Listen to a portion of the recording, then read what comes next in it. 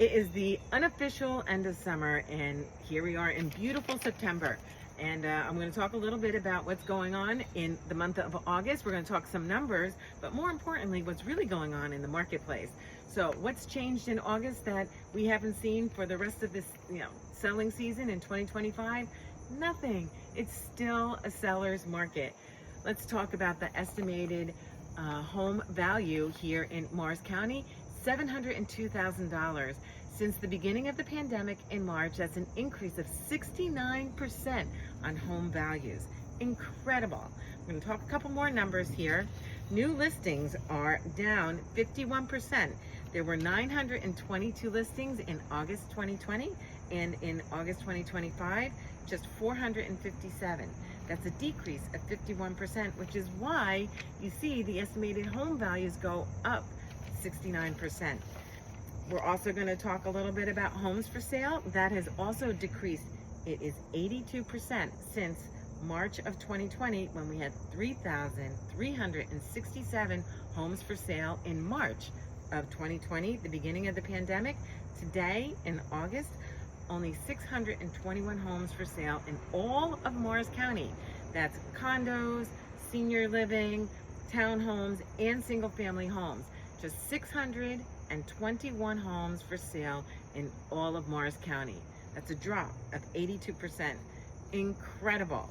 And it makes sense that the month's supply of inventory kind of bump around between just under one, and just under 2% of months of inventory. As we all know, 6 is a balanced market, meaning that if you have 6 months of inventory, that there are enough homes for sale for people that want to buy them, and there are enough buyers out there in the marketplace for people that want to sell their homes. We need to quadruple the inventory to have a balanced market at this time. But what's interesting, and most of you know that buyers have been dropping out. The media talks about buyers, but what they're not talking about is that sellers are dropping out too. We have a lot of sellers that are listing, not selling their homes. So what does that mean? There's homeowners out there that say, you know what, I'll sell my house if I get that crazy number that my neighbor got down the street last year. So I'm going to put my house on the market at this high price, and if I get that number, great, I'm going to sell it. If not, I'm going to pull it. So what you see is that there's new listings that come on the market, and they come on high because these are the sellers that want to get what their neighbors got, so they start at the high end. But you have to remember is that the people that got this high price in the past, they started low, and the market bid it up to where they ended and sold their home. So where you list your home is not where people had started. I know it's a counterintuitive concept, but at the end of the day, it's the marketplace that will determine the price and the value of your home.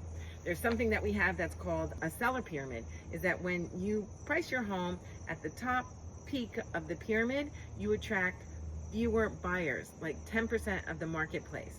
When you price your home here at the base of the pyramid, you attract 80 to 90% of the buyers out there in the marketplace, because they see the value of the home at the price that it's listed at. And they will compete because, as we just talked about, there's so few homes on the marketplace, and there's a lot of buyers out there with pre-approvals in hand that want that house. So they will compete for that house, and the buyers, will drive up the price of the home. So if you're thinking about listing your home, remember what your neighbors got isn't where they started their list price, it's what it's sold for. So start low and see where the market gets you. I'm Claudia at Homes with Claudia. If you'd like to know more of what's going on in your specific marketplace, give me a ring. I'm Claudia at Homes with Claudia. And remember, who you work with matters. Talk to you soon. Bye.